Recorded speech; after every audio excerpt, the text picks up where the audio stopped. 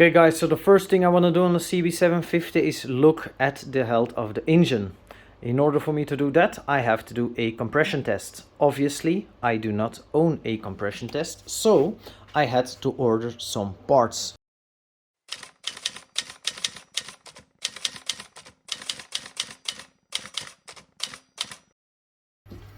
Okay guys, the very first part that I bought is a compression tester.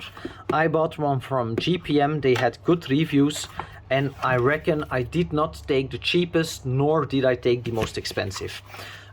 You get what you pay for. This one was roughly 30 to 40 euros, and it looks like it's pretty suitable. As you can see, there's two kinds of connectors on the tester itself. So this is basically where you screw in after removing the spark plug. And then I can basically read the pressure after kicking over the bike with the electronic kicker, what the actual compression will be in each cylinder. We have 4 cylinders in total, so I will have to repeat my steps 4 times. This is the tester. Then on top of that, I also ordered 4 spark plugs, because the spark plugs have been in the bike for roughly 10 years. So while I take out the old spark plugs, it's good to actually check them, see if they are black, if they are brown, if they are wet or whatever. So it's always good to check what the condition is. This tells you some more things about cylinders, about the current state of the bike, but I also bought some new ones, which I will be putting in after I do the compression test. As the last item, I bought myself a battery. I bought a gel battery, also from GMT. It's a basic battery. As you can see, it's not anything fancy. It's pretty heavy, but it will do the job. I bought this new battery because the bike came without a battery, because it hasn't been driven for 10 years. So I needed a new battery because the bike does not have a Kickstarter. I will have to do the compression test while I'm basically pushing the bike on the starter, letting it turn around that way. Okay guys, so I think that's everything we need for the compression test. I might have forgotten something, but I don't think so. We will see while we are performing the test if that's the case or not. So I need to perform the compression test with the tester there on the top of the engine where the spark plugs are located right now. And if I take you guys for a look, let me take a lamp. Here you can see the first spark plug that I have to take out. The second cylinder is basically sitting behind under the tank, and the other side it's basically the same. So you have one outside and one on the inside. In total you have 4 cylinders on this bike. 1, 2, 3, 4. 2 on each side. To have a good access to the spark plugs for me to perform the compression test, I need to remove the tank, and I need to remove these covers, and I need to remove the seat of the bike. I don't think it's a difficult task. If I remember correctly, the service manual says that these are like roughly 2 bolts and you can take it off, and it's basically the same. I think it's mounted here somewhere, and in the end it's mounted with a bolt, and then you can take everything off, and then I can get going with the compression test. So first things first, let's get going on removing these parts.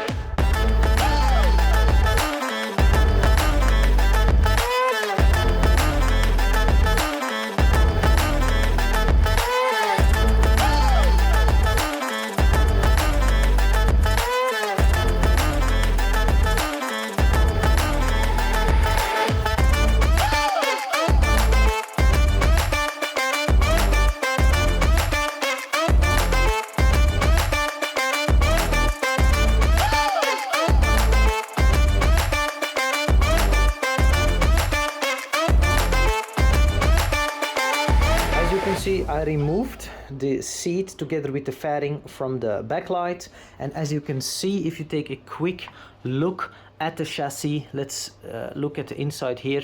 There's some small spots of rust, but it's nothing too severe.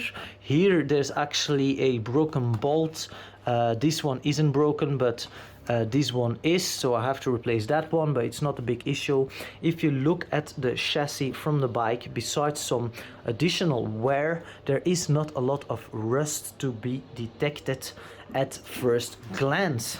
And as I told you guys, the bike has been sitting inside for quite a while, and I think it has been taken care of over the years. Do not forget, this bike is from the 80s. It's already pretty old and it looks like a decent bike. Now, as you guys can see, there's one bolt here. I think if I remove that one, that I will be able to take the tank off. Let's see if that's the case, or if there are other bolts on the front side, maybe one or two holding the tank there.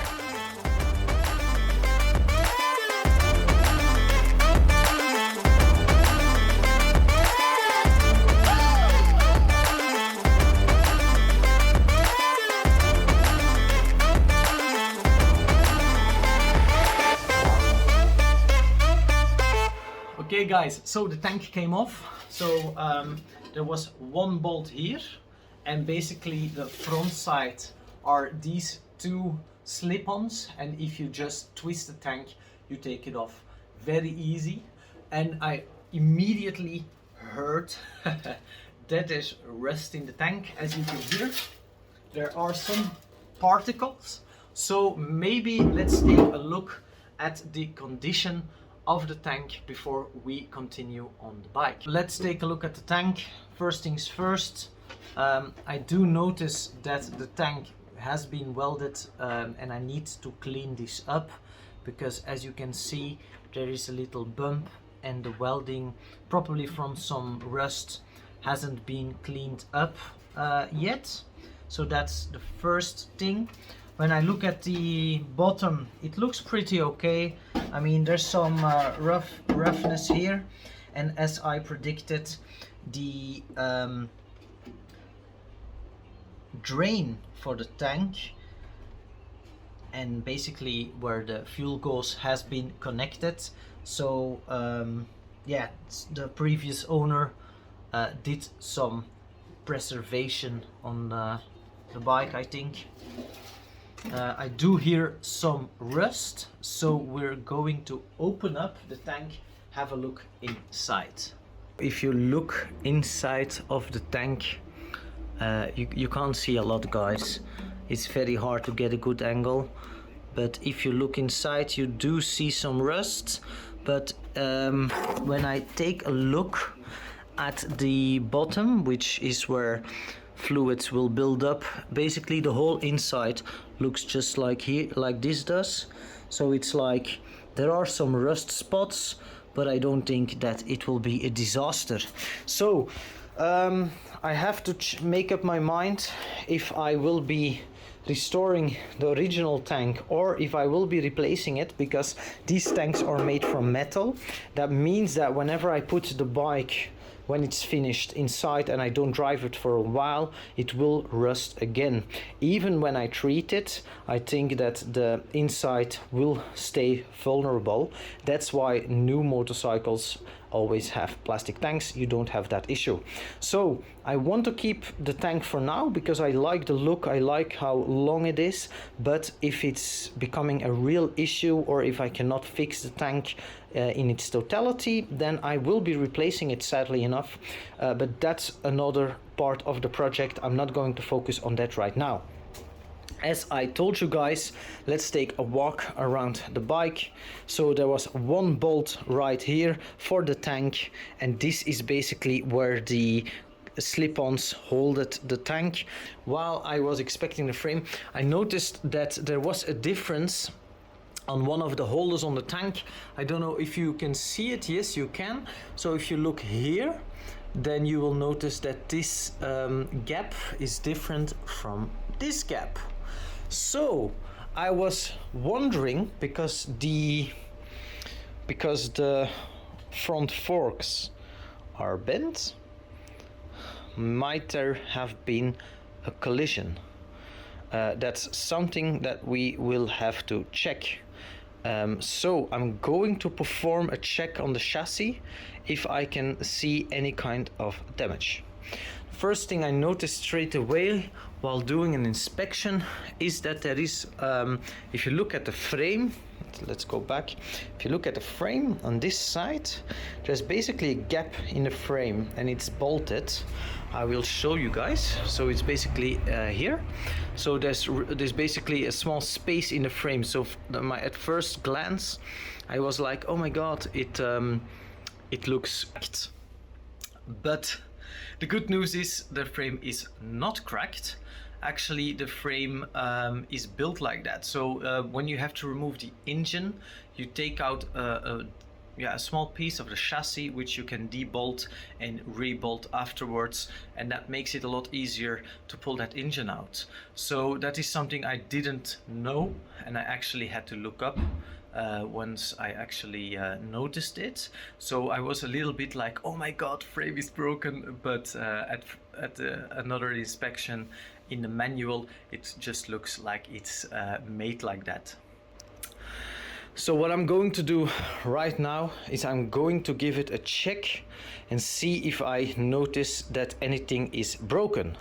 The impact was on the front because the forks are bent like this.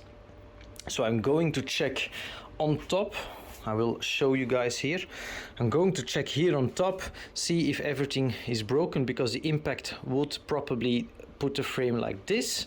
And I'm going to check all the mounts of the engine on the chassis, because that could have been hurt as well, because we have some minor sliding damage on this side, which means that there were forces put on the engine like this and like this. So I hope you guys understand. Let's take a look and see if we can find anything on a chassis while we are at it. I mean, you can clearly see it. So let's have a first look, and if I find any damage, I'll have a closer look later on in another video.